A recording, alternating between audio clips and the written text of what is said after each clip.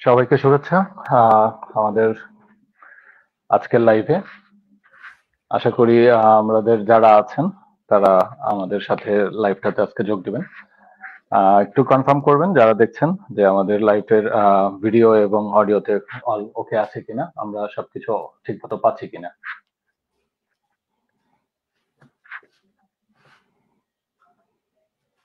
ঠিক আছে, ধন্যবাদ। আহ, আমাদের আজকের যে অনুষ্ঠানটির আজকে আমাদের যে বিষয় সেটা হচ্ছে যে বাংলাদেশের যে নির্বাচিত সরকারের নির্বাচন এবং বর্তমান বাংলাদেশ। আমাদের আজকের এই অনুষ্ঠানের যে দুজন আমাদের আলোচক আছেন, দুজনই আমাদের এই যে বর্তমান জঙ্গি দখলদার সরকারের বিরুদ্ধে যে অন্যতম মুখ, যারা হচ্ছে বাংলাদেশের স্বাধীনতা এবং বাংলাদেশের সার্বভৌমত্বের ব্যাপারে আসলে কোনো সময় আপোষ করার জন্য তৈরি নয়। এদের মধ্যে একজন হচ্ছেন আমাদের আফসানা কিশোর আপা এবং একজন হচ্ছেন জনাব বাঁধন মুন্সী। আপনাদের দুজনকে ধন্যবাদ এবং স্বাগতম আমাদের অনুষ্ঠানে। কেমন আছেন আপনারা? ধন্যবাদ। যেমন থাকা যায় দেশের এই পরিস্থিতিতে আমরা সেরকমই আছি। লড়াই চলছে। আমরা কখনো ক্লান্ত, কখনো উজ্জীবিত এভাবেই আছি আরকি। আমি খুব একটা ভালো নাই, তারপরে ভালো থাকার চেষ্টায় আছি। আসলে এই মুহূর্তে আমরা দেশে বা দেশের বাইরে যারাই হয়তো বা বাংলাদেশ বা বাংলাদেশকে নিয়ে চিন্তা করি, তারা কারোর পক্ষে আসলে ভালো থাকা সম্ভব নয়। কারণ আহ সেটা সেই জুলাই আগস্ট থেকে শুরু হয়েছে, যার হয়তো বা চূড়ান্ত রূপ এখন হয়তো বা দেখছি আমরা। বাংলাদেশের সার্বভৌমত্ব বা ভৌগোলিক অখণ্ডতা আসলে কোনোটাই এখন আর আমাদের মানে আমরা নিরাপদ বোধ তো দূর মানে দূর অনেক দূরস্থ, কিন্তু সেটা আমরা কোনোভাবে দেখছি না যে সেটা আদৌ আর থাকবে কিনা। সেটা নিয়ে আমাদের আসলে সন্দেহটা এই মুহূর্তে অত্যন্ত প্রবল, এবং যার জন্য আসলে এই মুহূর্তের যারা জঙ্গি দখলদার তারাই সব দিক থেকেই দায়ী। কারণ বাংলাদেশের যে আজন্ম যেই আমাদের একটা ঠিক ছিল, আমাদের আমাদের আজন্ম যে একটা নীতি ছিল যে ফ্রেন্ডস ফর অল, আমরা কারোর আভ্যন্তরীণ ব্যাপারে কোথাও কোনো ধরনের আমাদের ইন্টারফেয়ার হবে না, কারোর প্রতি আমাদের আমরা কাউকে কারোর আভ্যন্তরীণ যুদ্ধে কোথাও হস্তক্ষেপ করব না, কোথাও অংশ নিব না। কিন্তু সেটা হয়তোবা এখন যারা আছে তাদের নীতির মধ্যে নেই। তারা বাংলাদেশের প্রাথমিক নীতির বাইরেই আসলে তারা কাজ করছে, যার ফলে আমরা আমাদের এই মুহূর্তের যিনি দখলদারদের প্রধান সেনাপতি, তাকে বলতে শুনি যে ভারত পাকিস্তান যুদ্ধের ক্ষেত্রে হয়তো বা আমাদের প্রস্তুত হতে হবে, আমাদের সেনাবাহিনী বা আমাদের প্রতিরক্ষা বাহিনীকে প্রস্তুত হওয়ার জন্য বলা হয়ে থাকে, যেটা আসলে আমাদের সব দিক থেকে আমাদের ভৌগোলিক অখণ্ডতা এবং জনগণের জানমালের নিরাপত্তা যাই যতটুকুই আছে সেটার প্রতিও হুমকি। তো আমি আজকের অনুষ্ঠানটা প্রথমে আসলে শুরু করতে চাচ্ছি আফসান আপাকে একটা কোশ্চেন দিয়ে। যে আফসান আপা, আজকে তো হচ্ছে 1লা মে, বাংলাদেশের হিসেবে আজকে মে দিবস পালন করা হয়ে থাকে। গত 30 তারিখ, 30 তারিখ আশুলিয়াতে নতুন আরো দুটি শিল্প কারখানা বন্ধ করে দেওয়া হয়েছে অনির্দিষ্টকালের জন্য। কারণ হিসাবে বলা হয়েছে কর্মীদের নিয়ম না মানার কারণ বলা হয়েছে। আহ তো আপা, সেই অগস্টের 5 তারিখের পর থেকে যে পরিমাণ কলকারখানা বন্ধ হয়ে গেল, এই প্রেক্ষিতে আসলে অগস্টের 5 তারিখের আগে এবং এর পরে আজকের বাংলাদেশে বাংলাদেশের শ্রমিকেরা কেমন আছে বলে আপনি মনে করেন? পুরো বাংলাদেশ ধন্যবাদ। পুরো বাংলাদেশ যেরকম আছে শ্রমিকেরাও তার থেকে খুব একটা ভালো নেই। ঘটনা আমরা যেটা পর্যালোচনা করেছি দেখেছি যে শুধু আশুলিয়াতে এই নতুন করে কারখানা বন্ধ হয়েছে তাই নয়, গত 2 মাসে শুধু নারায়ণগঞ্জে আপনি দেখবেন যে 19টা কারখানা বন্ধ হয়ে গিয়েছে। এর মধ্যে গাজী টায়ার যদি খেয়াল করেন সেখানকার শ্রমিকরা কর্মহীন হয়েছে এবং বেক্সিমকোর প্রায় 40,000 কর্মী কর্মহীন হয়েছে। শ্রমিকরা প্রতিদিন লড়ছেন বর্তমান পরিস্থিতির সাথে, তাদের আয়ের উৎস চলে যাচ্ছে, তারা কর্মহীন হচ্ছে এবং সবচেয়ে বড় কথা শিল্পাঞ্চলে যেটা প্রয়োজন থাকে আর কি, নিরাপত্তা এবং গ্যাসের সাপ্লাই, বিদ্যুতের সাপ্লাই, সেগুলোও কিন্তু বিঘ্নিত হচ্ছে।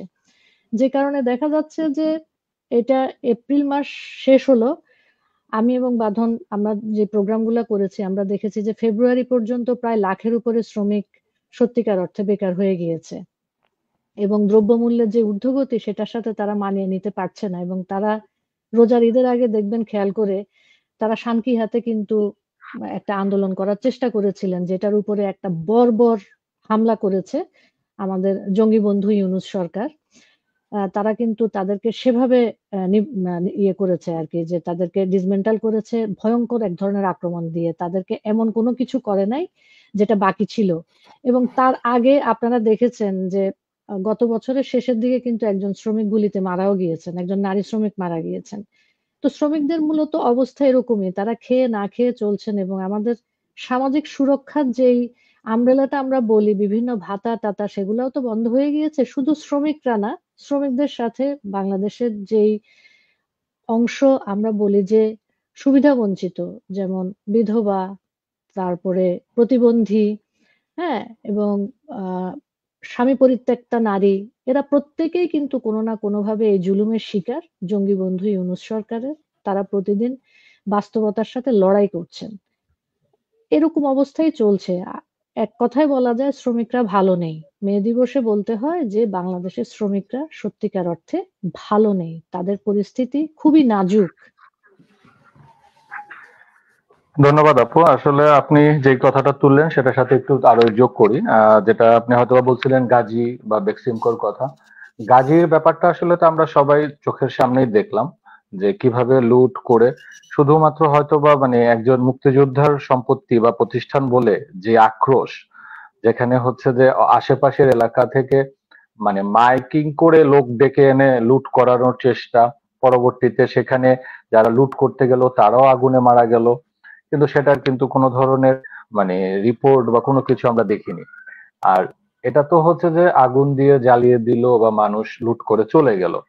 সবচেয়ে মানে বড় যে জিনিসটা হয়েছে সেটা হচ্ছে বেক্সিমকো ইন্ডাস্ট্রিয়াল যে পার্কটা ছিল, যেটাকে বন্ধ করা হলো। এবং ঈদের আগে আপনারা সবাই হয়তো দেখবেন বলা হচ্ছিল যে গাড়ি বিক্রি করে বেতন দেওয়া হলো। সবচেয়ে মজার জিনিস হচ্ছে এদের যখন বের করে দেয়া হলো, মানে শ্রমিকরা তো বের হয়ে আসলো, সবটা লক লক হয়ে গেল, কিন্তু রাতে যেটা শুরু হয়েছে এখন সেটা হচ্ছে ভিতরের কাঁচামাল বের করা হচ্ছে এবং আদার্স ভাবে যে ইনস্ট্রুমেন্ট গুলা আছে সেগুলাকে অ্যাজ এ স্ক্র্যাপ বিক্রি করার সম্পূর্ণ চেষ্টা করা হচ্ছে। অ্যাজ এ রেজাল্ট এই মুহূর্তে ওইখানকার যারা সিকিউরিটি গার্ড তাদের সবগুলাকে শিফটিং করে দেওয়া হয়েছে, তারা নেই, বাইরের নতুন সিকিউরিটি গার্ড আনা হয়েছে। মানে ইন্ডাস্ট্রি জোন আর কিছু থাকবে না সবচেয়ে যেটা মনে হচ্ছে। যে বাংলাদেশের যদি এফএমসিসি এর সবচেয়ে বড় কনজিউমার গ্রুপের যে আছে সিটি গ্রুপের কথাই যদি বলি, আপনি বিশ্বাস করবেন না যে সিটি গ্রুপের সিনারিওটা আমরা হয়তোবা শুধুমাত্র সময় টিভির ইস্যুটা নিয়ে দেখেছিলাম, যে অনেকে যে হয়তোবা কিছু মানে ছাত্র সমন্বয়ক নামধারী কিছু যারা জঙ্গি আছে তারা বিভিন্ন জায়গায় যে যখন এই তাদের ক্ষমতা দেখালো, কিন্তু সিটি গ্রুপেরটা আরো একটা মানে বড় কাজ যেটা তারা করেছে। সিটি গ্রুপ কিন্তু রোজার 1 মাস আগ থেকে বাংলাদেশে আর তেল আনতে পারে না। সোয়াবিন যে তেলটা সেটা ওদের আর আনার কোনো পারমিশন বা ওরা বিজনেস করছে না এই মুহূর্তে। যেটা একদম ক্লিয়ার মানে অথেন্টিক কথা, সেটা হচ্ছে যে বিজনেস করছে না। কিন্তু ওদের পোর্টে একটা জাহাজ, এই তেলটা ওরা করেছে কি বাংলাদেশের আরেকটা কোম্পানির নাম দিয়ে সেল করে দিয়েছে, সিটি গ্রুপ না, যারা এই মুহূর্তে দখলে আছে, যারা ঢাকায় আছে আপনি হয়তো চেক করে দেখতে পারেন সেই গ্রুপটার কি নামে বিক্রি করেছে সবাই হয়তোবা মানে মার্কেটে যখন তেলের বোতল গুলো 5 লিটারের বোতল এখন 980 টাকার কাছাকাছি, কিন্তু ওই কোম্পানির তেল বিক্রি হচ্ছে মার্কেটে এখন 832 টাকায়। মানে এমন একটা সিনারিও, সেটা হচ্ছে যে মানে মানুষের বিজনেস করার যে জিনিসটা আনা হয়েছে সেটাও তারা বিক্রি করতে দিবে না, সরাসরি হচ্ছে বাবা ওরা নিজেরা বিক্রি করে দিচ্ছে। এই হচ্ছে বাংলাদেশের এখনকার অবস্থা। তো এখন আমি বাঁধন আপনাকে একটা প্রশ্ন করতে চাই, আপুকে যখন একটা কোশ্চেন করলাম, কোশ্চেনটা হয়তো একটু আপনার জন্য পীড়াদায়ক হবে। কারণ বাঁধন, আপনি হচ্ছেন বাংলাদেশের 1971 সালের পরে বাংলাদেশের মুক্তিযুদ্ধের সপক্ষে শক্তি এবং বিপক্ষ শক্তির একদম, যে কারা সপক্ষের এবং কারা বিপক্ষের সেই আন্দোলন বা সেই প্ল্যাটফর্ম গণজাগরণ মঞ্চের, আমি বলি যে আপনারা হচ্ছেন সেই আন্দোলনের বীজ। এত বড় অর্জন বাংলাদেশ, হ্যাঁ একটা জিনিস ভালো হয়েছে, দুইটা ভাগ দেখা একদম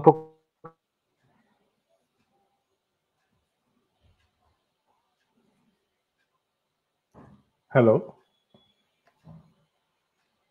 হ্যালো লাইন চলে গেছে। বাদাম সে মনে হয় আপনাকে গণজাগরণ মঞ্চ নিয়ে প্রশ্ন করতে চেষ্টা করেছে। যেটা হচ্ছে হুম যে হুম বাংলাদেশের আমাদেরকে যেটা বলা হচ্ছে আরকি, বাংলাদেশের পক্ষের মুক্তিযুদ্ধের পক্ষের এবং বিপক্ষের শক্তির আমরা এক ধরনের লিনিয়ার ছিলাম, তাই না? আমাদেরকে দিয়ে হুম। বোঝা যেত যে বাংলাদেশের পক্ষের শক্তি এবং বাংলাদেশের বিপক্ষের শক্তি কারা। এত বড় অর্জন আমরা কেন সঠিকভাবে ধরে রাখতে পারলাম না এবং সেটাকে আমরা জনগণের কাছে পৌঁছে দিতে পারলাম না? এই ধরনের একটা প্রশ্নই কিন্তু নিতাই করতে চেয়েছিল। আমি আপনাকে তার হয়ে প্রশ্নটা করছি এবং আপনি সেটা আ বলতে পারেন। আমাদের তো এটা উন্মুক্ত হ্যাঁ, আলোচনা। নিতাইয়ের ওখানে মনে হয় কারেন্ট চলে গেছে। বাংলাদেশের তো বর্তমান অবস্থা যে করুণ, সেখানে কয়েকটা জেলায় সম্ভবত কিছুদিন আগেও হুম, হুম, পুরোপুরি কারেন্ট ছিল না। হ্যাঁ? অর্থাৎ আওয়ামী লীগ সরকার আসার আগ দিয়ে যে একটা পরিস্থিতি বাংলাদেশে ছিল কারেন্টের, সেই পরিস্থিতির উন্নতি আওয়ামী লীগ সরকার করছে এবং এইটা নিয়ে অনেক ধরনের কথাবার্তা, আদানির কাছে দেশ বিক্রি করে দিছে, অমুক আ এ মানে রামপাল নিয়ে কত কাহিনী শুরু হইলো। হ্যাঁ? যে এটা করে বাংলাদেশ, কিন্তু তারা আসার পরে কিন্তু সেই আদানির কাছে হাতে পায়ে ধরে আবার কারেন্ট নিয়ে আসলো। হুম, হুম, এখন কোন একটা কারণবশত হয়তো আদানির পেমেন্ট তারা পরিশোধ করতেছে না বা পরিশোধ করতে পারতেছে না। যদিও ফুলিয়ে ফাঁপিয়ে আ আমাদের যেই অর্থনীতিটা আছে, অর্থনীতিকে বিভিন্নভাবে দেখানোর চেষ্টা করতেছে। কিন্তু আসলে বাংলাদেশের পরিস্থিতি যে খারাপের দিকে যাচ্ছে, এটার কিছু সিম্পটম আছে, কিছু ডায়াগনোসিস, আপনি যদি ডাক্তারের ভাষায় বলেন, ডায়াগনোসিস করলে আপনি দেখতে পারবেন যে বাংলাদেশের অবস্থা আসলে ভালো না। এটার ভেতরে একটা মূল কারণ হচ্ছে কারেন্ট যে থাকতেছে না বিভিন্ন জেলায়, এবং ঘন্টার পর ঘন্টা শুধু না, দিনের পর দিনও হয়তো থাকতেছে না, সেগুলা দেখতেছি। তো আপনার প্রশ্নে আসি, সেই প্রশ্নটা হচ্ছে যে ২০১৩ সালে যে আন্দোলনটা আমি শুরু করছিলাম এবং আমাদের যে organization blogger and online activist network, সেই অর্গানাইজেশনের ডাকে আমাদের ঢাকাতে যেই ৫৩৬টি অর্গানাইজেশন আমাদের সাথে এসে যোগ দেয়, সাধারণ মানুষ এসে যোগ দেয়, সারা বাংলাদেশে ৪৭১টা জায়গায় আহ গণজাগরণ মঞ্চ গড়ে ওঠে, বাংলাদেশের বাইরে ২৬টা দেশে গণজাগরণ মঞ্চের আম শাখা তো আসলে না, তারা স্বতন্ত্রভাবেই আসলে জায়গাটা তৈরি এটা করেছিল। আমাদের আমাদের সাথে যে সংহতি জানানোর বিষয়টা সংহতি জানিয়ে, ইন হ্যাঁ। তারা সলিডারিটি, কেউ হ্যাঁ? আমাদের কর্মী ছিলেন না, কিন্তু তারা হুম, হচ্ছে, তারা এই আন্দোলনের সাথে সংহতি জানিয়ে নিজেরা নিজেদের জায়গা থেকে, নিজেদের অবস্থান থেকে, কোনো দেশে একাধিক, যেমন জার্মানির কথা জানি, ৩টা জায়গায় গণজাগরণ মঞ্চের সপক্ষে প্রোগ্রাম হয়েছে। অনেক বড় দেশ তো, বিভিন্ন জায়গায়। তো এই যে একটা ১৯৭১ সালের পরে বলা হয় যে ১৯৭১ সালে যে চেতনা, মুক্তিযুদ্ধের চেতনা, সেটার পুনরুজ্জীবন ঘটেছে ২০১৩ সালের গণজাগরণ মঞ্চের আন্দোলনের মধ্য দিয়ে। এবং সেই আন্দোলন আ শেষ হবার পরে দেখা যায় যে আমাদের যেই শেষ তো না, আসলে শেষ হয়ে যাওয়া তো বিষয় না। বিষয়টা হচ্ছে, একটা আদর্শিক আন্দোলন কখনোই শেষ হয় না। আদর্শটা আসলে আ চর্চার বিষয়। তো সেই চর্চার জায়গাটা থেকে আমাদের মনে হয়েছে যে আমরা পিছিয়ে গেছি। এর ভেতরে আমাদের থ্রেট হিসেবে যারা আসে তারা হচ্ছে হেফাজত ইসলাম। অর্থাৎ এই আন্দোলনের বিপরীতে তারা যে ইস্যুটা নিয়ে আসে, যে যুদ্ধাপরাধীদের বিচারের ইস্যু না, তাদের ইস্যুটা হচ্ছে নাস্তিক ইস্যু। হ্যাঁ? নাস্তিক ইস্যুতে আমাদের যারা নেতৃবৃন্দ ছিল বা সামনে থেকে যারা কথা বলেছেন, তাদের ছবি-টবি নিয়ে যে এদের ফাঁসি চাই। দেখেন, এদের ফাঁসি চাই কেন? কারণ এরা নাস্তিক। তো আন্দোলন তো নাস্তিক স্বার্থ সংরক্ষণ করার জন্য আন্দোলন ছিল না। ছিল হচ্ছে জামাতি বা রাজাকারদের স্বার্থ বিরুদ্ধে। তো সেই স্বার্থে রক্ষায় আসলে এই তৌহিদি জনতা বা হেফাজতে ইসলাম, বা আপনি যদি অন্য কথায় বলেন শফি হুজুরের নেতৃত্বে বাংলাদেশের যারা ধর্মীয় রাজনীতি করে থাকে, তারা এগিয়ে আসলো। তো এগিয়ে আসার ফলশ্রুতিতে কি হলো? আওয়ামী লীগ একটা নতজানু পরিস্থিতিতে চলে গেল। হ্যাঁ? সেখানে রেলের ২০০ কোটি টাকার জমি দেয়া, শফি হুজুরের পাশে বসে ছবি তোলা আমাদের মাননীয় আ প্রধানমন্ত্রীর, এবং তার তার পাশাপাশি নিতাই, আমি শেষ করতেছি। আমি শেষ করার পরে আপনি শুরু করেন আবার। সমস্যা নেই। আপনি আসছেন, ফিরে আসছেন, সেজন্য ধন্যবাদ। তো তার পরবর্তীতে যেটা দেখলাম আমরা যে মাদ্রাসা থেকে যারা হচ্ছে দাওরায়ে হাদিস পাস করছে, তাদেরকে মাস্টার্সের সমমানের একটা ঘোষণা দেয়া হলো, যেটা আসলে মাস্টার্সের সমমানের শিক্ষা তারা আসলে পেয়ে আসে না। হ্যাঁ? তো এই ধরনের বিভিন্ন নতজানু আ নিতাই আপনি মিউট হবেন। হ্যাঁ, ক্যারি অন। হ্যাঁ, নতজানু যে অবস্থান বা যে পরিস্থিতির ভেতর দিয়ে আওয়ামী লীগ গিয়েছে, তার কারণে আসলে গণজাগরণ মঞ্চের যেই সারা জাতির ভিতরে যে একটা চেতনার উন্মেষ ঘটিয়েছিল, সেই উন্মেষটা মুখ থুবড়ে পড়ে কিছুটা। হ্যাঁ, এবং তার পরবর্তী সময়ে আওয়ামী লীগের যে রাজনীতি, সেই রাজনীতিটা আসলে পপুলিস্ট রাজনীতি, বা যেটা হচ্ছে ভেড়ার পালের রাজনীতি আমরা বলে থাকি। হ্যাঁ, সেই ভেড়ার পালের রাজনীতিকে অনুসরণ করতে গিয়ে আজকে এই 2024 সালে আমরা যেই পরিস্থিতিটা দেখেছি, আসলে মূলত আওয়ামী লীগের নিজস্ব আদর্শিক অবস্থান, নিজস্ব নীতি এবং তার বিরুদ্ধে গিয়ে দাঁড়ানোর কারণেই এই পরিস্থিতিটা এসেছে বলে আমি ধারণা করি। হ্যাঁ, আমরা কেন ধরে রাখতে পারি নাই? আমাদের যারা হচ্ছে আন্দোলনের সাথে সম্পৃক্ত ছিলাম, আমাদেরকে দেশ ছেড়ে পালাতে হয়েছে আমাদের নিজেদের জীবন রক্ষার স্বার্থে। আমরা অনেকে আওয়ামী লীগের কাছে গিয়ে বা তৎকালীন সরকারের কাছে গিয়ে, আওয়ামী লীগ তো সরকারে ছিল যেহেতু, আমরা বলেছি যে আমাদের নিরাপত্তা বিধানের জন্য, কিন্তু নিরাপত্তা বিধান করতে তারা ব্যর্থ হয়েছে বলে আমরা দেশ ছেড়ে পালাতে বাধ্য হয়েছি। এবং তার পরবর্তী সময়ে যেই ঘটনাটা, মানে ওই সময় থেকে শুরু, একের পর এক তো ব্লগার হত্যা হচ্ছে, অর্থাৎ আমাদের বন্ধুদেরকে মেরে ফেলছে, আন্দোলনের 144 জনকে মেরে ফেললো, এবং দেশ ছেড়ে আমরা চলে আসতে বাধ্য হলাম। এর পরবর্তী সময়ে আসলে দেখলাম যে যেন আন্দোলনের উল্টো পথে অনেকটা চলা শুরু করেছে। হ্যাঁ, অর্থাৎ ক্ষমতায় আছে মুক্তিযুদ্ধের সপক্ষে সরকার, ক্ষমতায় আছে আওয়ামী লীগ, বিভিন্ন বইপত্রে চেঞ্জ হয়ে হেফাজতের কথাবার্তা আসা শুরু হলো। বইপত্রে মেয়েদের চুল খোলা রাখা যাবে না, ছেলেদের হাফ প্যান্ট থেকে ফুল প্যান্ট হতে হবে, হিন্দু লেখকদের লেখা রাখা যাবে না, মুসলমান লেখকদের এবং প্রকারান্তরে কিছু ধর্মীয় জঙ্গি গোষ্ঠীর কে সমর্থন যারা করে তাদের কিছু লেখা আমরা হচ্ছে বইপত্র দেখলাম। তো এর পাশাপাশি বঙ্গবন্ধুর জীবনী আমরা দেখেছি, বঙ্গবন্ধুকে গেলানোর চেষ্টা করা হয়েছে, কিন্তু আসলে সিমিলটেনিয়াসলি আপনি হিপোক্রেসি চালাইতে পারেন না। একই একই রাস্তায় আপনি একই দিকে আপনি দুই ধরনের গাড়ি চালাতে পারেন না। এটা খুব অস্বাভাবিক একটা বিষয়, যার কারণে আসলে আমরা যেই আদর্শিক আন্দোলনটা করেছিলাম কোনো স্বার্থের কারণে না, সেই জায়গাটা আসলে মুখ থুবড়ে পড়েছে। এবং আওয়ামী লীগ যেই রাজনৈতিকভাবে সর্বোচ্চ শক্তিশালী ছিল 1971 সালের পরে, সবচেয়ে শক্তিশালী অবস্থানে ছিল এই গত 16টা বা 17টা বছর, সেই অবস্থানে থেকে আওয়ামী লীগ নিজের রাজনৈতিক যে মানে পজিটিভিটি, এক, 2 নম্বর হচ্ছে রাজনৈতিক যে চেতনাটা, সেই চেতনাটা ছড়িয়ে দেয়া এবং সেটার বৃদ্ধি করা, সেটা না করে আওয়ামী লীগ আসলে খুব বেশি করে যেটা করেছে সেটা হচ্ছে যে যারা নেতাকর্মীরা আছে, নেতাকর্মীদের কাছ থেকে আওয়ামী লীগের যে মূল রাজনীতি, জনগণের রাজনীতি, একটা দূরত্ব তৈরি হয়েছে। একটা দূরত্ব তৈরি হয়েছে এবং নেতারা আসলে খুব বেশি জনগণের চাহিদা, জনগণ কি চাচ্ছে সেটার চেয়ে বেশি আসলে নিজেদের, অনেকেই আখের গোছাতে ব্যস্ত ছিলেন। এটার ফলাফলটা আসলে কি হয়েছে? নৈতিক অবস্থান যদি আপনি হারান, আপনি রাজনৈতিক দল থাকেন না, আপনি যদি প্রশাসন দিয়ে রাজনীতি করতে যান, আপনার রাজনৈতিক দল ধ্বংস হয়ে যায়। যেমন ঢাকা শহরে এই যে কাওয়া নেতাই ঢাকা শহরে রাজনীতি করে, আমি জানি। কাওয়া আমাকে বলতে পারবে যে ঢাকা শহরে আসলে আওয়ামী লীগের রাজনীতির কোনো সংগঠনের অস্তিত্ব ছিল না। হ্যাঁ, তো উড়িয়ে নিয়ে এসে জুড়ে বসা কিছু মানুষকে দিয়ে তো আসলে সংগঠন চালানো যায় না, সেখানে কিছু রাজা এবং প্রজার সম্পর্ক তৈরি হয়।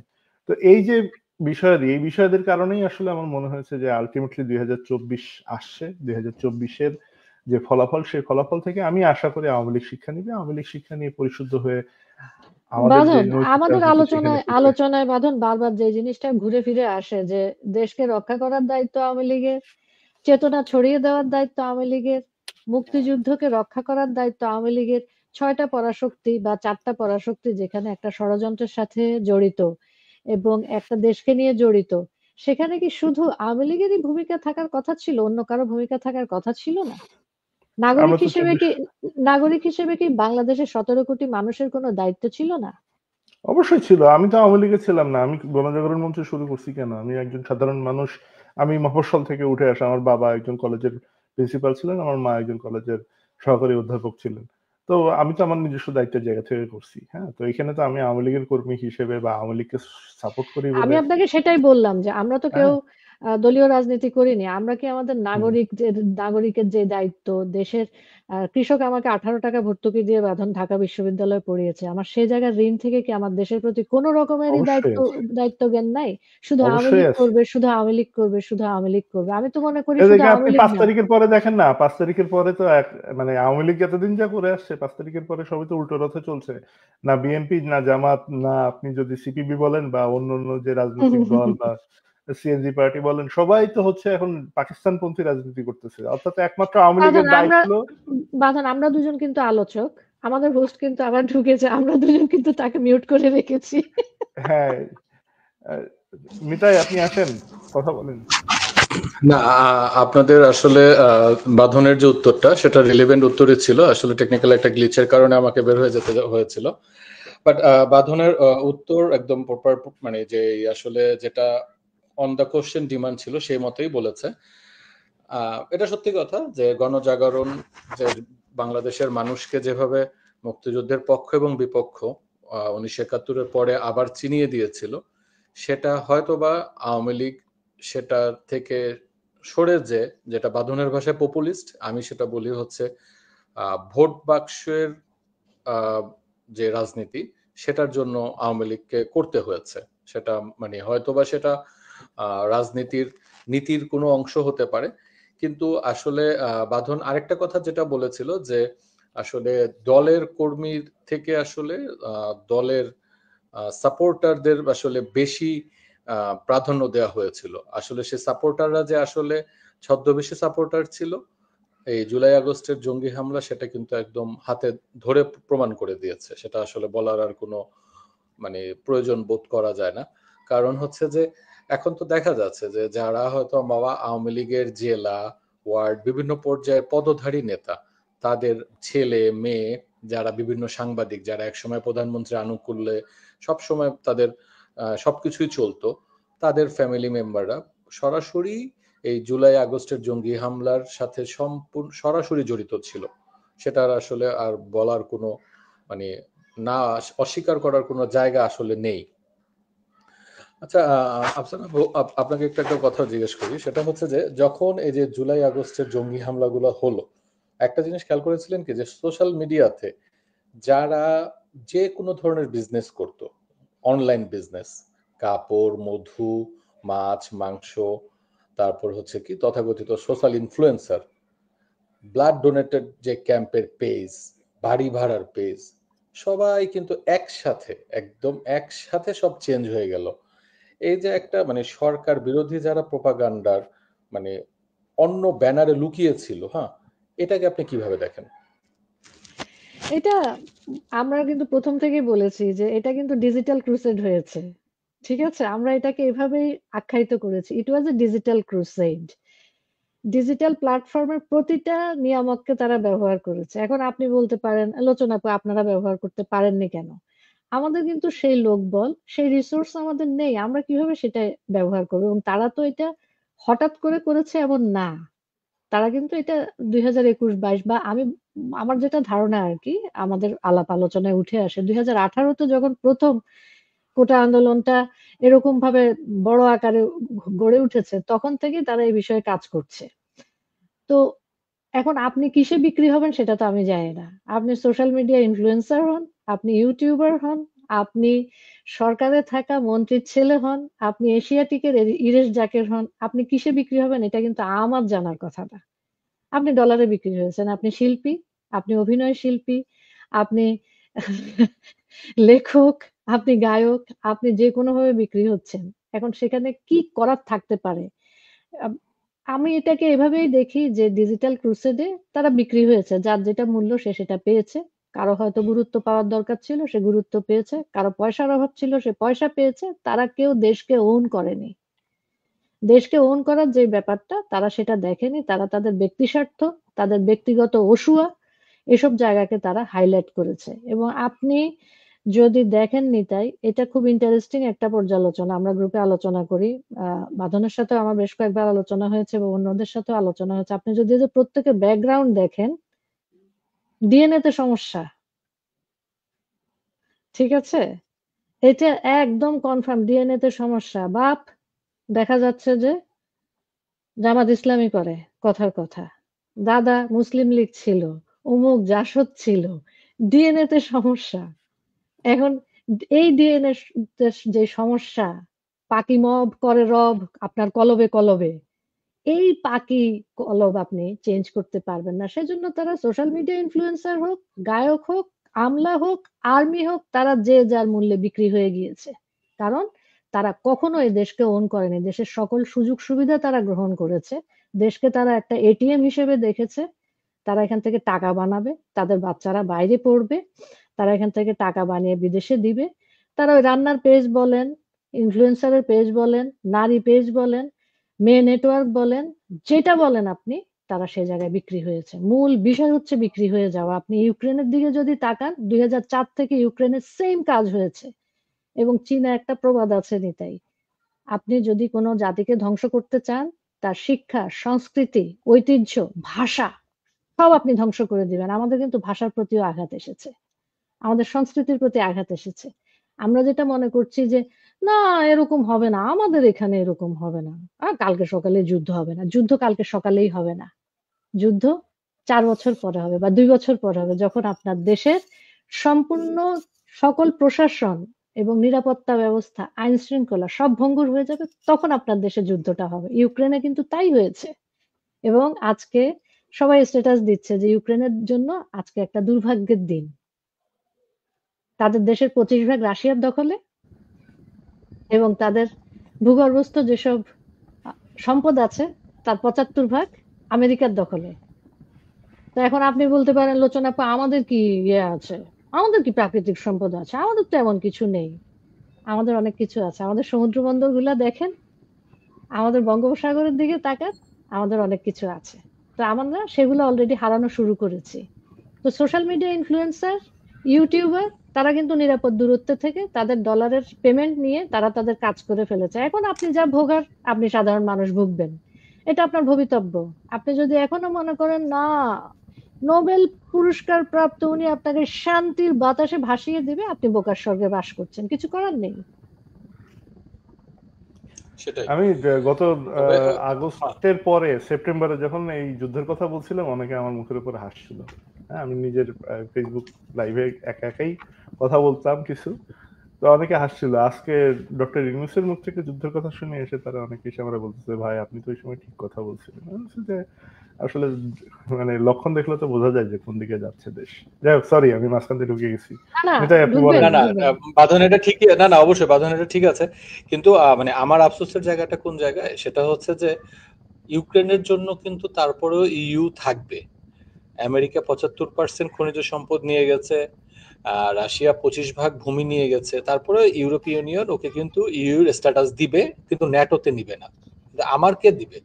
আমি তো এই পাশে হচ্ছে যে মায়ানমারের যারা এই মুহূর্তে প্রতিষ্ঠিত মানে সরকার, তাদের বিরুদ্ধে চলে যাচ্ছি। এই পাশে ভারতকে বলতেছি 7 সিস্টার দখলে নিব। আমরা কই যাব? আমাদের আপনি মানে যদি ইউক্রেনের সাথে বাংলাদেশের তুলনা করেন, আসলে ইউক্রেনের সাথে বাংলাদেশের কোনো তুলনা হয় না। বাংলাদেশে একমাত্র উৎপাদিত হয় হচ্ছে গার্মেন্টস, অর্থাৎ আপনার এই পোশাক। হ্যাঁ, এর বাইরে বাংলাদেশে আপনি ইউক্রেনের দিকে তাকান, গম উৎপাদনে প্রথম, আপনার মিনারেল থেকে শুরু করে আপনি যদি তেলের কথা বলেন, তেল উৎপাদনের হয়তো বিশ্বের ৪র্থ না ৫ম। হ্যাঁ, তাদের ওখানে আপনি ডিম উৎপাদনে বিশ্বের ৯ম। হ্যাঁ, তো এরকম ইউক্রেনের যে সম্পদ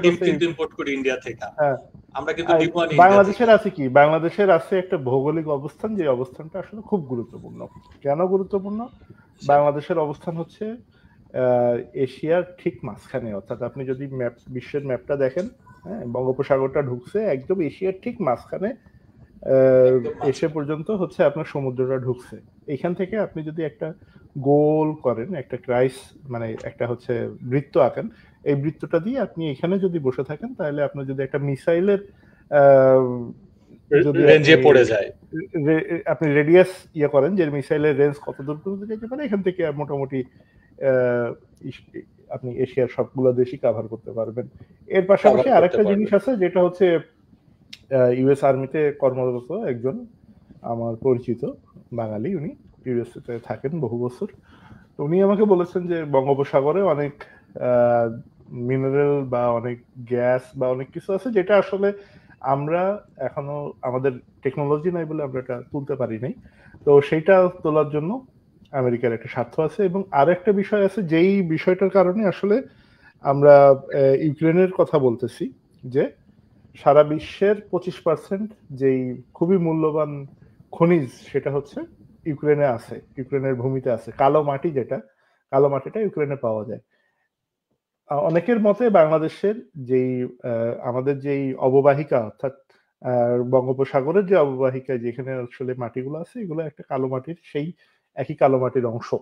হ্যাঁ, অংশ বলতে মানে একই ধরনের কালো মাটি, এবং সেখান থেকে একই ধরনের খনিজ পদার্থ পাওয়ার সম্ভাবনা আছে। এটা আমরা অনেকবার শুনেছি, কিন্তু এখন হয়তো মনে হচ্ছে যে সেই জায়গাটা এখানে।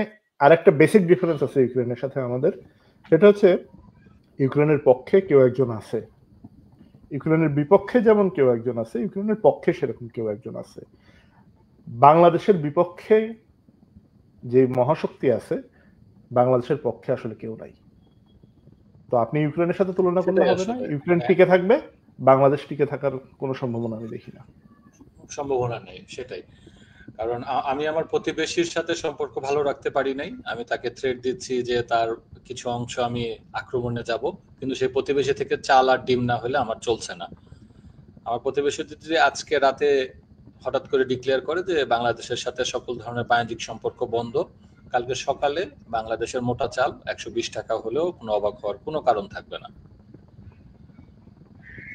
আচ্ছা বাঁধন, আমি একটু ঢাকা ভার্সিটি রিলেটেড একটা কোশ্চেন করি, বা যেটা জুলাই আগস্ট সংশ্লিষ্ট। সেটা হচ্ছে দেখেন 2009 থেকে 2024 এই 16 বছর মোটামুটি বাংলাদেশের শিক্ষা প্রতিষ্ঠানগুলোতে প্রকাশ্য বা মিডিয়া তো অনেক বেশি অ্যাক্টিভ ছিল, টিভি চ্যানেল ছিল, ফেসবুক ছিল, সেইভাবে কিন্তু আসলে অস্ত্রের রাজনীতি আমরা দেখিনি। হ্যাঁ, হয়তোবা পিছনে হয়েছে, সেটা টেন্ডারবাজি বা যে কোনো কারণে হল দখল বাণিজ্য যাই ছিল, কিন্তু প্রকাশ্য অস্ত্রের যে রাজনীতি সেটা কিন্তু আমরা দেখিনি, কখনোই দেখিনি। আপনার কি কখনো মনে হয় যে আসলে কোশ্চেনটা ঠিক হবে কিনা, এই যে মানে মাসল পাওয়ার বা পেশি শক্তির ব্যবহার, যেটা ছাত্রলীগ বা বাংলাদেশ আওয়ামী লীগ অলমোস্ট ভুলে গিয়েছিল হয়তো, বা প্রশাসনের উপর নির্ভরশীলতার কারণে নিজেদের সংগঠনের যে একটা মাসল পাওয়ার, সেটা না থাকার কারণে আসলে জুলাই আগস্টে আমরা ফেল করেছি?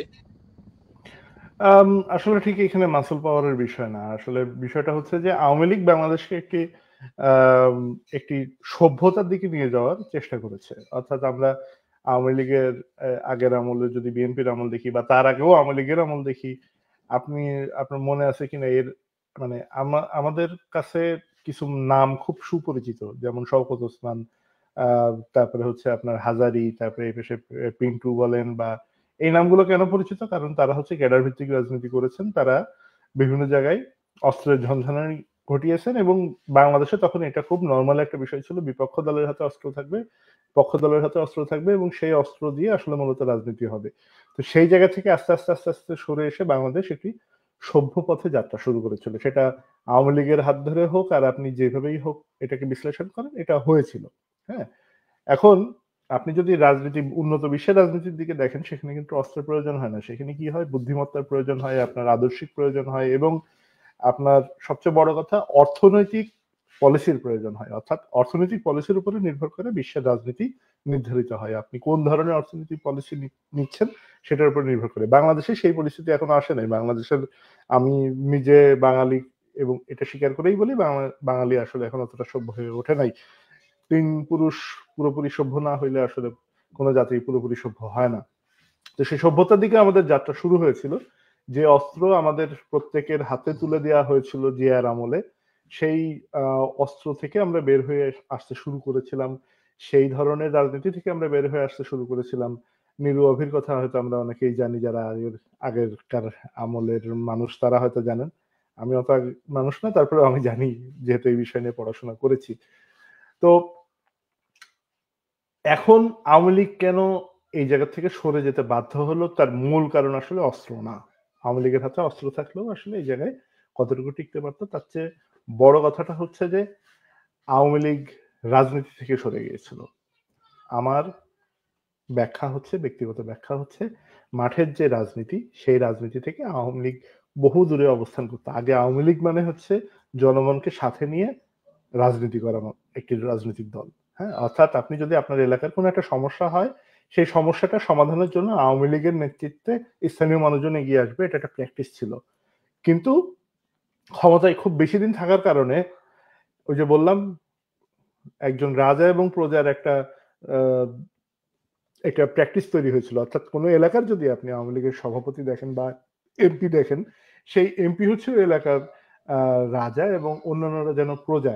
অর্থাৎ আগে যেই এমপির বাসায় প্রত্যেকের যাতায়াত ছিল, সকাল বিকাল রাত দুপুরে এমন কিছু নাই, সেখানে সেই এমপির সাথে দেখা করতে হলে আপনাকে অ্যাপয়েন্টমেন্ট নিতে হয়, সেই এমপিকে আপনাকে স্যার বলতে হয়, হ্যাঁ, ভাই বলা যায় না।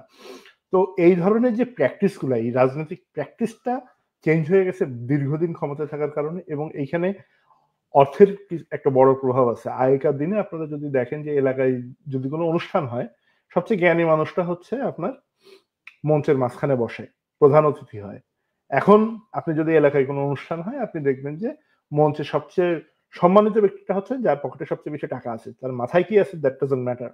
হ্যাঁ, তো অর্থের যে জায়গাটা, সেই অর্থের জায়গাটাই মানুষ পরিমাপ করা শুরু করেছে যে এই মানুষটা বেশি প্রভাবশালী, কারণ অর্থ দিয়ে সবকিছু কেনা যাচ্ছে। হ্যাঁ, তো এই যে একটা নৈতিক অবস্থান তৈরি হচ্ছে সমাজে, একটা মেরুকরণ ঘটছে, এই মেরুকরণের ভেতরে সাধারণ মানুষের সাথে যাদের আসলে রাজনৈতিক চিন্তার বাইরে নিজেদের স্বার্থভিত্তিক ছোট ছোট স্বার্থভিত্তিক চিন্তা, যে আমার বাসার সামনে রাস্তাটা আসলে ভাঙা, বা আমার এই অমুক জায়গায় একটা কালভার্ট লাগবে, একটা সেতু লাগবে, বা কথার কথা আমার এলাকায় একটা স্কুল নেই, একটা স্কুল লাগবে, সেই মানুষটা দাবি নিয়ে আওয়ামী লীগের কাছে যেতে পাচ্ছে না। সেখানে দাবি জানাইতে হলে রাস্তায় নামতে হচ্ছে, পিটানো খেতে হচ্ছে, পুলিশের মার খেতে হচ্ছে। অর্থাৎ খুব সহজ স্বাভাবিক একটা প্রক্রিয়া যেখানে ছিল যে এই রাজনৈতিক নেতা আমার এলাকার, তার কাছে আমি পৌঁছানোর যে একটা রাস্তা ছিল, সেই রাস্তাটা আসলে হয় খুব বিপদসংকুল হয়ে উঠেছিল, অথবা অর্থ দিয়ে সেখানে আমাকে দেখা করতে হতো। আমি সরাসরি নাম বলছি না, কোনো কোনো নেতার সাথে দেখা করার জন্য 50,000 থেকে 1 লাখ টাকা পর্যন্ত দিতে হতো। হ্যাঁ, তো এই যে প্র্যাকটিসটা তৈরি হয়েছে, এই প্র্যাকটিসটার কারণে জনগণ সম্পৃক্ততার যে রাজনীতি, সেই রাজনীতি থেকে আওয়ামী লীগ অনেক দূরে সরে এসেছে, এবং সকল কিছু আওয়ামী লীগ প্রশাসন দিয়ে কন্ট্রোল করার চেষ্টা করেছে। রাজনীতি তো প্রশাসন দিয়ে হয় না, এবং প্রশাসন যদি আপনার রাজনীতিটা করে দেয়, তাহলে আপনার রাজনৈতিক কর্মীর তো আসলে প্রয়োজন হয় না। তো রাজনৈতিক কর্মীরা দেখছে আজ প্রশাসন সব করে দিচ্ছে, আমার তো জনগণের কাছে কোনো দায় থাকতেছে না, আমার তো কোনো কথার কারোর জবাব দিতে হচ্ছে না, তো আমি আমার মতো যা খুশি তাই করি। এই যে একটা সংস্কৃতি, এই সংস্কৃতিটার পরিবর্তন ঘটনার কারণেই আওয়ামী লীগের পতন হয়েছে। আওয়ামী লীগের পতনের জন্য আসলে অন্য আর কোনো কিছুর প্রয়োজন হয় না। আওয়ামী লীগ যদি সেই জায়গাটায় সেই রাজনীতিটা জনগণের সাথে নিয়ে রাজনীতি করতো, তাহলে আওয়ামী লীগকে বাঁচানোর জন্য জনগণই যথেষ্ট ছিল, আর কাউরে দরকার হইতো না। জনগণের চেয়ে বড় কোনো শক্তি নেই। বাইরের বাহ্যিক শক্তির কথা আপনি যাই বলেন না কেন, আপনি এরদোগানের কথাও যদি বলেন, এরদোগান যখন আটকা পড়ছে, এরদোগান বলছে যে আপনারা রাস্তায় নেমে আসেন, সারা টার্কির জনগণ রাস্তায় নেমে আসছে। হ্যাঁ, অবাক হয়ে তাকে দেখে। এরদোগানকে আমি পছন্দ করি না, কিন্তু সে ওই জায়গাটা সে হোল্ড করতো। এখন পাবলিকের সাথে যে একটা সম্পৃক্ততা, সেটা তার ঠিকই বজায় রেখেছে সে, তাই তো? হ্যাঁ, তো সেই জায়গাটা আপনার যদি থাকতো, হ্যাঁ, আর্মি হোক, এই হোক, সেই হোক, যেই আসুক না কেন, আপনার পাশে জনগণ থাকলে কারোর সাধ্য নাই আপনাকে ক্ষমতা থেকে নামায়। হ্যাঁ, আওয়ামী লীগ 16 বছর ক্ষমতায় ছিল, পাবলিক সাথে ছিল বলে, জনগণ সাথে ছিল বলে, এবং জনগণ আওয়ামী লীগকে চাইছে বলে, আওয়ামী লীগ দেশের উন্নতি ঘটাইছে বলে, এবং আওয়ামী লীগ যে দূরত্বটা দিনে দিনে তৈরি করেছে, মানুষকে যে শত্রু বানিয়েছে, নিজেদের পক্ষের মানুষদেরকেও যে শত্রু বানিয়েছে, সেই কারণে আসলে মানুষ তার আওয়ামী লীগের পাশে গিয়ে দাঁড়ায় নাই, যার কারণে আসলে এই পরিণতি আওয়ামী লীগকে বরণ করে নিতে হয়েছে। এর বাইরে আর কোনো কারণ আমি দেখি না। আসলে হয়তোবা দল হিসাবে আওয়ামী লীগ অনেকটা জনগণ থেকে সরে গিয়েছিল, কিন্তু সরকার হিসাবে হয়তোবা তার সুফলভোগী অনেকে ছিল, কিন্তু তারা দলের ছিল না বা দলের জন্য ছিল না, সেটাই হচ্ছে মূল কথা। আপনার আপু, যখন এই জুলাই আগস্টের জঙ্গি হামলাটা হলো, তখন আমরা সকল বিশ্ববিদ্যালয় বা বিভিন্ন জায়গায় মানে নারীদের একটা খুব বড় ধরনের অংশগ্রহণ দেখেছি, এবং আক্ষরিক অর্থে তারা কিন্তু আধুনিক বেশভূষায় ছিল। সত্যি কথা যদি বলি যে আমরা তো আসলে দুইটা ভাগ করি এখন, যে একটা হচ্ছে ধর্মীয় লেবাসে, আর একটা হচ্ছে সাধারণ আমাদের বাড়িঘরের মা বোনরা যেভাবে চলে। তো তখন কিন্তু তারা সবাই ছিল।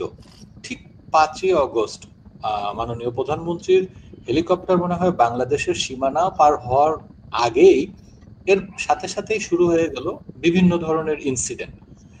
সেটা কখনো হয়ে উঠলো হচ্ছে ঢাকা ভার্সিটির মতো জায়গায় যে টিচার পরীক্ষার হলে যখন অ্যাডমিট কার্ডের সাথে ছবি মিলাতে যাচ্ছে দিবে না, তারপর হচ্ছে যখন এনআইডির ছবি তুলতে যাচ্ছে ছবি তুলবে না, পাসপোর্টের ছবি তুলতে যাচ্ছে ছবি তুলবে না, ফিঙ্গারপ্রিন্ট চাচ্ছে, মেয়েদের পোশাক নিয়ে কথা হচ্ছে, মোরাল পুলিশিং হচ্ছে। নট অনলি যেটা শুধু পুরুষ মানুষরা করছে, সরাসরি মহিলারা করছে, রাস্তায় করছে, অনলাইনে করছে, মানে ইনডাইরেক্ট ডাইরেক্ট দুভাবেই করছে। এই যে একটা সিনারিও মহিলাদের, আপনার কি মনে হয় মানে এই যে যারা এখন দখলদার আছে এরা আসলে বাংলাদেশের মহিলাদের কোথায় নিয়ে দাঁড় করাবে?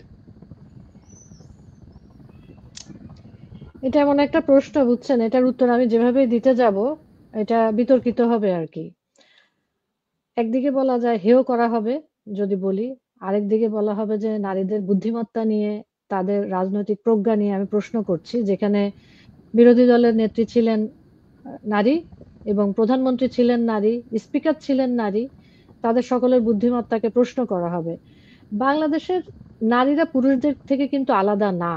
আমরা যেটা ভাবি যে নারীরা পোশাক আশাকে বুঝিয়ে আধুনিক হলে তারা মননেও আধুনিক হয়ে গিয়েছে, সেটা একটা ভ্রান্ত ধারণা। তারা তো কেউ মঙ্গল গ্রহ থেকে আসেনি। তারা যেভাবে আমাদের পুরুষদের আমরা কি বলি যে ব্রেন ওয়াশ করা হচ্ছে, ঠিক সেভাবেই নারীদেরও ব্রেন ওয়াশ করা হয়েছে। তাদেরকে তাদের আবেগের জায়গাটাকে ইউজ করা হয়েছে, তাদেরকে বলা হয়েছে যে তাদের সন্তানরা আক্রান্ত, তাদের ভাই আক্রান্ত, তাদের প্রেমিক আক্রান্ত। আপনি যদি জাহাঙ্গীরনগরের একটা খালি উদাহরণ দেখেন, ওখানে একটা নারী ছিল, তার নাম কি মালিহা নামলা, সামথিং লাইক দ্যাট, বাঁধন। হ্যাঁ, সে জুলাইয়ের 16 তারিখ পর থেকে আপনি যদি তার স্ট্যাটাস গুলো রেখে থাকেন বা দেখে থাকেন, এমন একটা জিনিস মনে হবে যে জাহাঙ্গীরনগরে রক্তগঙ্গা বয়ে যাচ্ছে। প্রতি মুহূর্তে সে স্ট্যাটাস দিয়েছে জাহাঙ্গীরনগরে এই হয়ে যাচ্ছে, জাহাঙ্গীরনগরে সেই হয়ে যাচ্ছে।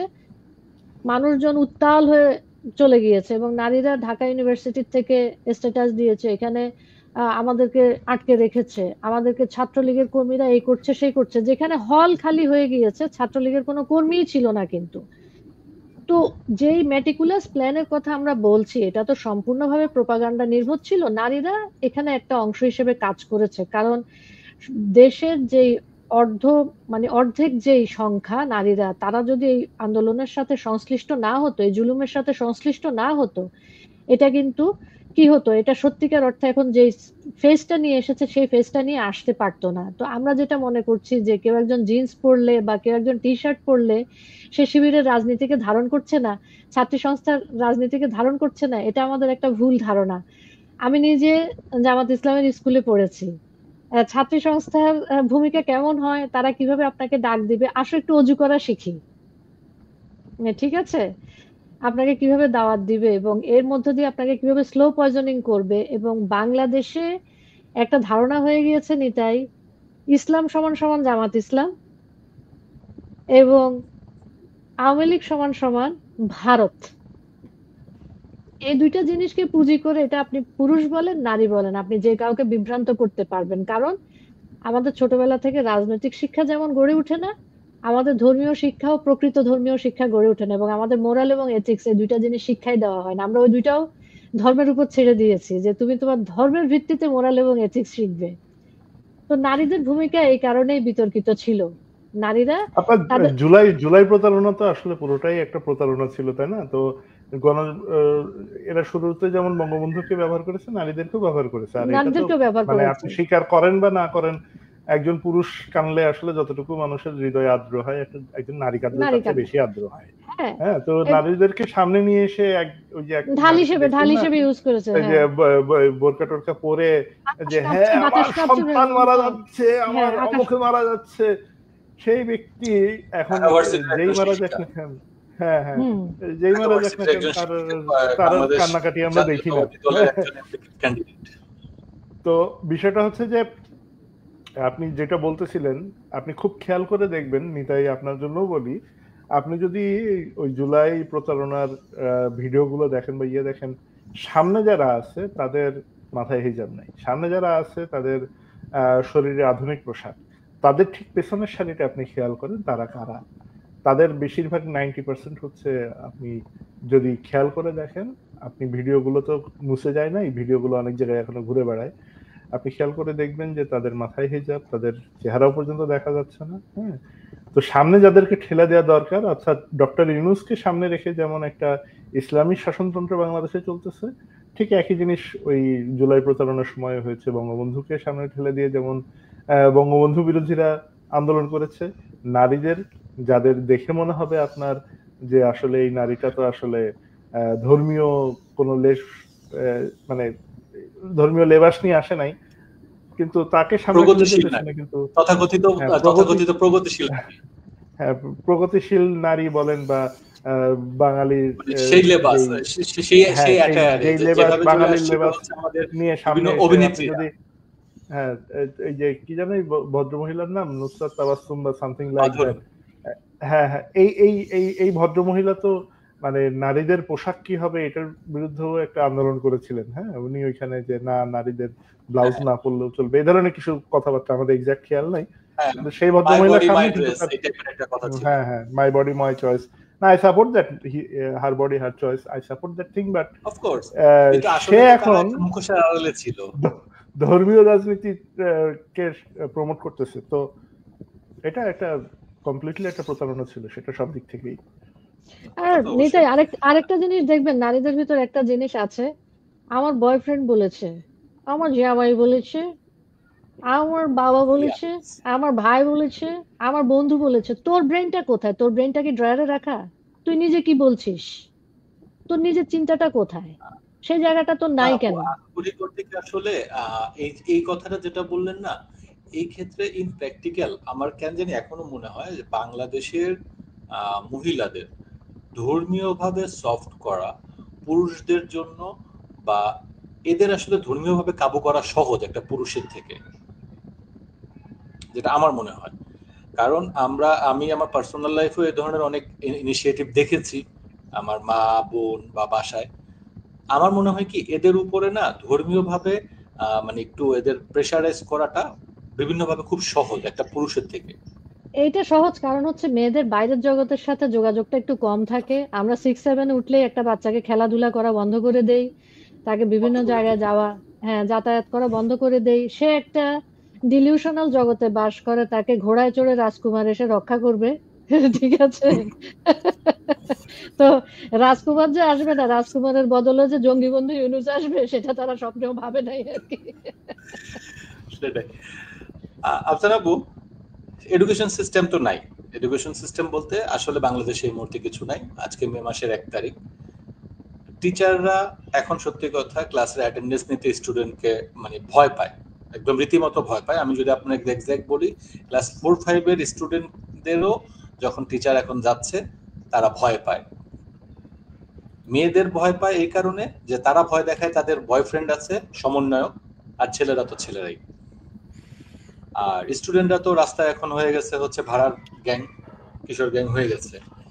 এই যে একটা জেনারেশন, বা আমি যদি বলি যে অ্যাটলিস্ট যদি আমাদের শিক্ষাবর্ষ দিয়ে হিসাব করি যে 2টা বছরের মানে এই গত বছর এই বছর বা কবে দেশ ঠিক হবে সেটা আমরা জানি না, এই যে 2-1 বছরের এডুকেশনের যারা আছে, শিক্ষা ব্যবস্থায় যারা থাকবে, এদের ফিউচার বা এদের মাধ্যমে আমাদের দেশের ফিউচারের কি অবস্থা হবে, আপনি কি ভাবেন এটা?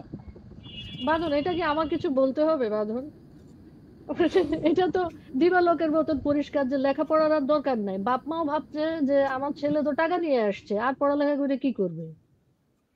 আমার ছেলে টোকাই, সে এখন দৈনিক 5,000 টাকা নিয়ে আসছে বিভিন্ন জায়গায় মারামারি কাটাকাটি করে। সেই বাপ মা সেজন্য ভাবছে যে তো পড়ালেখার আর দরকার নেই। শিক্ষা দিয়ে আমাদের কি হবে সত্যিকার অর্থে?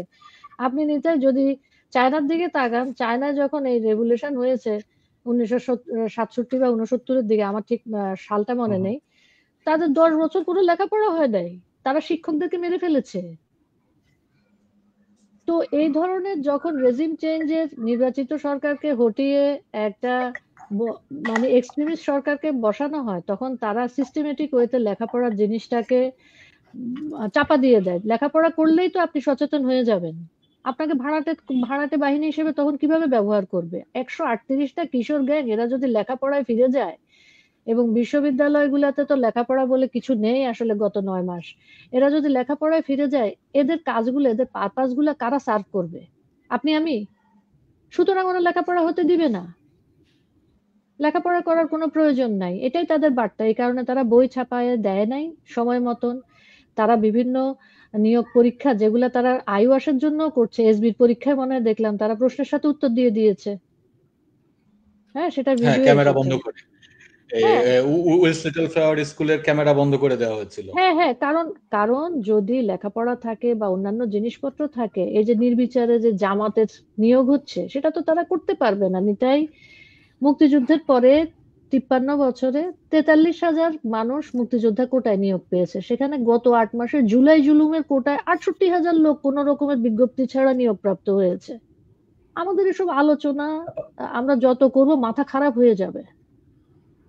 আপু, প্রশাসনে 50,000 মানে সরকারি কর্মচারীদের তালিকা করা হয়েছে এবং বলা হচ্ছে যে তারা বিভিন্নভাবে মুক্তিযুদ্ধ বা মুক্তিযোদ্ধা সংশ্লিষ্ট বেনিফিশিয়ারি। এটা হচ্ছে গত সোমবার বা মঙ্গলবারের ঘটনা। মানে ওরা কনফার্ম হয়েছে যে 50,000 লিস্ট হয়েছে।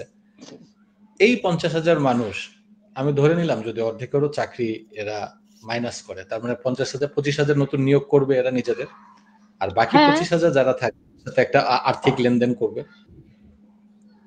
এই জুলাই যোদ্ধাদেরকে নিয়োগ দিয়ে দিবে। না, জুলাই জুলাই কোটা যোদ্ধারা চালু তো হচ্ছে তো। না না, ওই যে হ্যাঁ, জুলাই যোদ্ধারা যাবে হচ্ছে ওই যে বুয়েটের একটা নতুন রিক্সা আছে, ওটা ট্রেনার হবে, টেসলা ওটা তো বলেই টেসলা দিছে। হ্যাঁ না না, সব জুলাই হ্যাঁ, ক্ষেত্রে তো ওটা এখন টেসলা হবে। জুলাই জুলাই কোটা চালু হয়েছে, অর্থাৎ মুক্তিযোদ্ধা কোটা বাতিলের বিরুদ্ধে আন্দোলন করে মুক্তিযোদ্ধা কোটা বাতিল করে এখন জুলাই কোটা চালু হয়েছে। জুলাই কোটা মানে আছে জামাত শিবির কোটা অ্যাকচুয়ালি। রাজাকার কোটা ডাইরেক্ট বলতেই পারে, এত লজ্জা পাওয়া কি আছে আমি বুঝি না, বলবে যে রাজাকার কোটায় ওগুলো নিয়োগ তো হচ্ছে। বলছেই যে তুমি কে আমি কে, রাজাকার রাজাকার রাজাকার রাজাকার রাজা কোটা চালু। হ্যাঁ, ওরা তো রাজাকার বলেই কোটা দিছে চালু। হুম। সেটাই। আচ্ছা বাদন, আজকে তো হচ্ছে 269তম দিন আমাদের নির্বাচিত সরকার নির্বাসনের। দেশে তো স্বাধীনতার মানে সপক্ষের শক্তি বা বাংলাদেশের যে স্বাধীনতা যুদ্ধ হয়েছিল সেটা এখন মোটামুটি অস্বীকার করার পর্যায়েই আছে। আপনার কি মনে হয় যে যারা হচ্ছে স্বাধীনতার সপক্ষে শক্তি, সেটা দলের যেখানেই যে দলেরই হোক, তারা হঠাৎ করে সশস্ত্র পথটা বেছে নিতে পারে? এখন আপনি যখন কোনো একটা রাজনৈতিক দলকে, রাজনৈতিক প্রতিষ্ঠানকে বা রাজনৈতিক ভাবে যারা একটি আদর্শকে বহন করে, সেখানে যদি আপনি দমন পীড়ন চালান বা সে ধরনের তাদেরকে রাস্তায় নামতে না দেন, রাজনীতি করতে না দেন, তাহলে খুব স্বাভাবিকভাবে তারা চরমপন্থার দিকে এগোতে পারে, এটা খুব স্বাভাবিক। হ্যাঁ, কিন্তু না না, আওয়ামী আমি লীগের জিনিসটা রাজনীতির হিসেবে বলছি না। আমি জিনিসটা আসলে আওয়ামী লীগ বা রাজনীতির হিসেবে বলছি না। সোজা কথা হচ্ছে, যে মানুষটা বাংলাদেশ বিলং করে, সে যখন দেখছে বাংলাদেশের 71 নাই, বাংলাদেশের যে অরিজিনালিটি সেটা মাইনাস, দেশ অন্যদিকে চলে যাচ্ছে, তখন তারা কোনোভাবে, সেটা বাইরের কোনো সাহায্য হোক বা যে কোনো ভাবেই হোক, আপনার কি মনে হয় এরা সশস্ত্র সংগ্রামের দিকে আগাবে? দলের পরিচয় নাই তার কোনো। সেটা সেটা আপনি যদি দলের পরিচয়ের বাইরে গিয়ে বলতে পারেন, যেমন ধরেন আমি দলের পরিচয়ের বাইরে হইলে আমি যখন দেখবো আমার দেশ বিপদে পড়ছে, আমি বিদেশে থাকলেও আমি দেশে গিয়ে অস্ত্র হাতে নিয়ে যুদ্ধ করতে রাজি আছি। হ্যাঁ, এবং সেই কথা আমি 5ই আগস্টের পর থেকেই বলতেছি, যেহেতু আমি বুঝতেছি বাংলাদেশের স্বাধীনতা বিপন্ন, বাংলাদেশের সার্বভৌমত্ব বিপন্ন, এবং এই যে স্বরাষ্ট্র উপদেষ্টার কথাই তো এটা পরিষ্কার যে সীমান্ত নিজের দখলে নাই বা নিজেদের নিয়ন্ত্রণে নাই। এবং তারপরে ডক্টর মোহাম্মদ ইউনূস বলতেছেন যুদ্ধের জন্য প্রস্তুত থাকতে হবে। এখন কার বিরুদ্ধে যুদ্ধ, কিসের বিরুদ্ধে যুদ্ধ, আমরা তো এগুলো বুঝি। হ্যাঁ, তো সেই জায়গায় নিজের দেশকে উদ্ধার। তাও একটু ইন্টারাপ্ট করি, তাও সেখানে আবার স্পেসিফিক আছে যে শুধু একটাই হবে, সেটা জয়, মানে তারা জিতবে কনফার্ম, মানে জিততেই হবে। তারা জিতবে। এখন যুদ্ধে জেতা আগে থেকে যদি কনফার্ম থাকে, ডক্টর ইউনূস তো আসলে মানে পাতানো খেলা ছাড়া খেলতে নামেন না। উনি যেখানে পাতানো খেলা আছে উনি সেখানেই খেলতে আসলে খুব স্বচ্ছন্দ বোধ করেন, যেখানে ওনার একমাত্র জয় সুনিশ্চিত উনি সেখানেই আসতে পছন্দ করেন। এছাড়া আসলে ওনাকে দেখা যাবে না। 2006-7 সালে যেই রাজনৈতিক দল উনি গঠন করছিলেন, তখন উনি সেই দলটাও বন্ধ করে দিয়েছিলেন, কারণ উনি দেখছিলেন যে আসলে এটা দিয়ে কোনো লাভ হচ্ছে না। ওনার যে চিঠিটা ছিল বিভিন্ন মিডিয়ার কাছে, সেই মিডিয়াতে উনি বলেছিলেন যে মানুষের সাড়া পাওয়া যাচ্ছে না, সেই কারণে উনি রাজনৈতিক দল বন্ধ করে দিচ্ছেন। অর্থাৎ পাতানো খেলা ছাড়া আসলে ওনার কোনো ধরনের জয় নিশ্চিত ছাড়া উনি যুদ্ধে যাবেন না। হ্যাঁ, এখন সেটা তো শুধু ওনার একার সিদ্ধান্ত না, সেটা ওনার পেছনে বা ওনার আশেপাশে বা উনি যাদের দালাল তাদের সিদ্ধান্তেরও বিষয় আছে, সেখানে উনি না থাকলে সেকেন্ড পার্সন কেউ আসবে নেতৃত্বে। হ্যাঁ, তো সেখানে আসলে আমাদের দেশকে রক্ষা করতে হলে, আমি আওয়ামী লীগের মুখ চেয়ে বসে আছি 8 মাস 9 মাস হলো। আওয়ামী লীগের দিক থেকে আমি আসলে কোনো ধরনের দিক নির্দেশনাও পাচ্ছি না, আওয়ামী লীগের কাছ থেকে আমি কোনো আশা ভরসাও পাচ্ছি না। আওয়ামী লীগের নেতারা আসলে যে যার মতন বিদেশে আছেন, অনেকে যারা ভারতে ছিলেন তারা আস্তে আস্তে এখন ইউরোপ আমেরিকা এদিকে চলে আসতেছেন, কারণ তারা বুঝতে পারতেছেন যে আসলে খুব সহসা ওনারা আবার সেই মধুর ভাণ্ড লুটে পুটে খাওয়ার জন্য আবার বাংলাদেশে ফেরার মতন পরিস্থিতি তৈরি হবে না। তো বিষয়টা হচ্ছে বাংলাদেশকে রক্ষা করার জন্য আমাদের মতন সাধারণ মানুষদেরকেই এগিয়ে আসতে হবে, সাধারণ মানুষদেরকেই আসলে বাংলাদেশের দখল নিশ্চিত করতে হবে। নইলে এইভাবে বিদেশি শক্তির হাতে, বিদেশি শক্তির দালালদের হাতে, যারা ডলার খেয়ে দেশে বিক্রি করে দেয়, তাদের হাতে আসলে দেশ ছেড়ে দিয়ে দেশের ভবিষ্যৎ আসলে খুবই অনিশ্চিত, এবং সুনিশ্চিতভাবেই বাংলাদেশের একটি ভূখণ্ড হারাইতে হইতে পারে, বাংলাদেশের সার্বভৌমত্ব বিনষ্ট হবে, বাংলাদেশের স্বাধীনতা চলে যাবে, এবং তার পাশাপাশি এক বড় ধরনের দীর্ঘস্থায়ী সংকটে বাংলাদেশ পড়বে, যেটার মধ্য দিয়ে আসলে বাংলাদেশ আরেকটা ইউক্রেন, আরেকটা প্যালেস্টাইন হওয়া থেকে বাংলাদেশ বাঁচতে পারবে বলে আমার মনে হয় না। সুতরাং সেই জায়গা থেকে সরিয়ে আনতে হলে আমাদের, যদি প্রয়োজন হয়, যদি সেই আসলে পরিস্থিতি আছে কিন্তু এখনো দেয়ালে পিঠ থেকে যায় নাই, এখনো মানুষের উপরে আমার ভরসা আছে, জনগণের উপরে আমার ভরসা আছে, তো তারপরেও যদি সেই পরিস্থিতি হয়, অবশ্যই আমাদেরকে সেই সশস্ত্র সংগ্রামে যেতে হবে, এর কোনো বিকল্প নাই।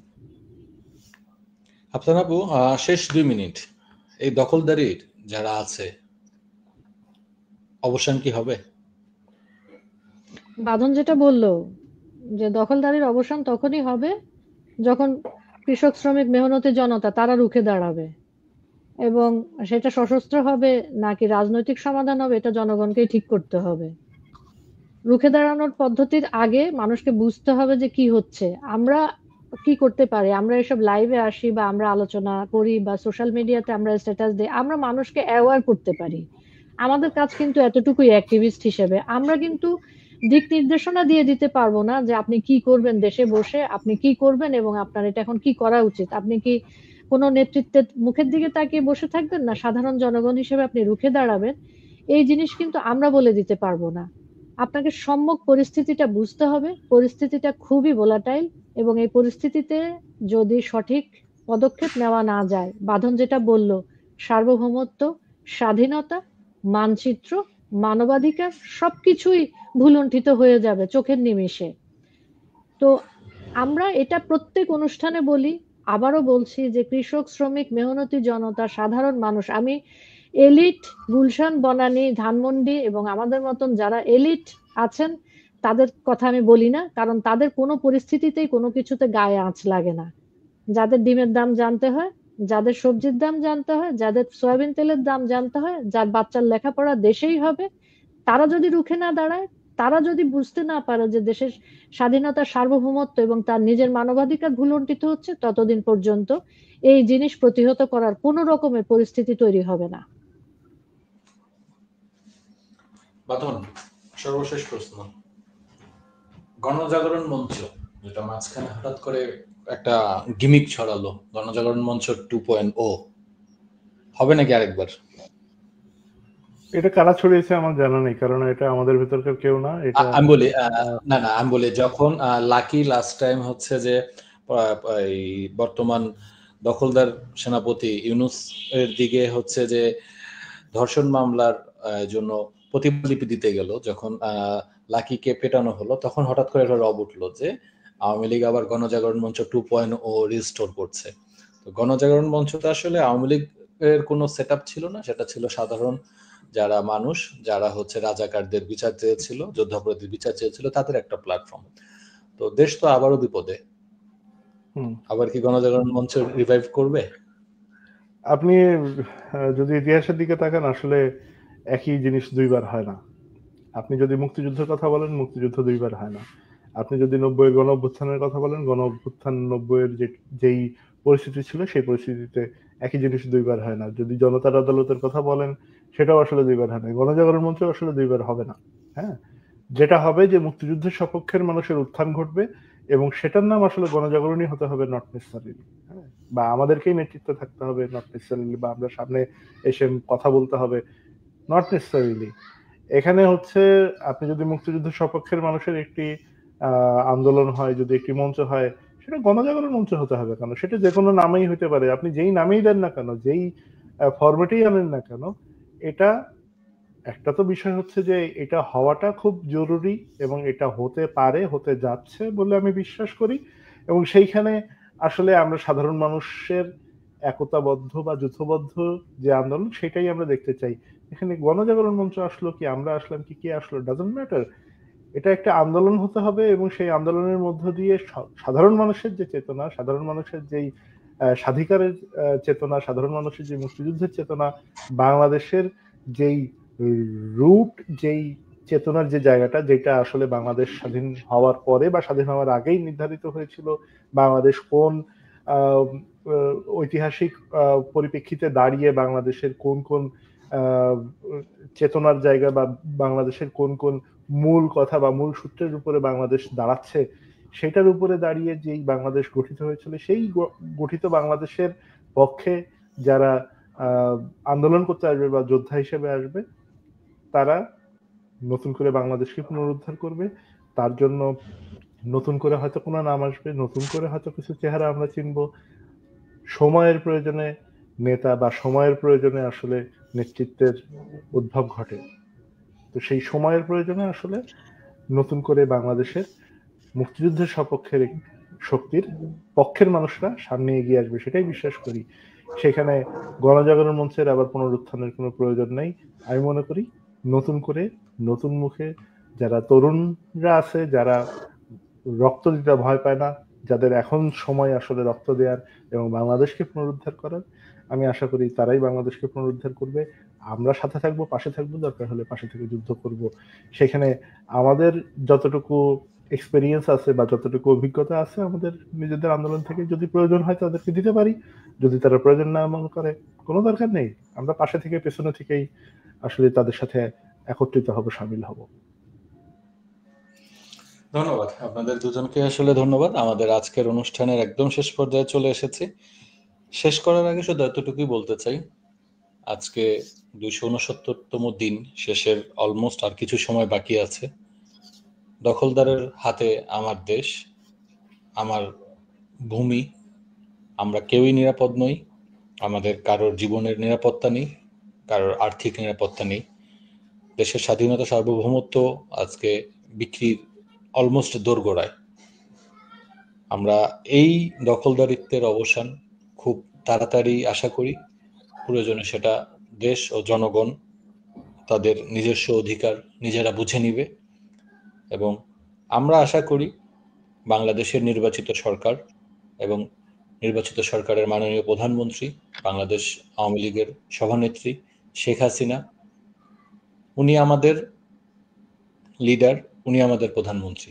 আমরা ওনার সুস্থতা কামনা করি এবং দেশ ও জনগণের আশু মুক্তির জন্য সবাই যে যার মতে প্রার্থনা করি। সবাইকে ধন্যবাদ। জয় বাংলা, জয় বঙ্গবন্ধু। জয় বাংলা। জয় বাংলা।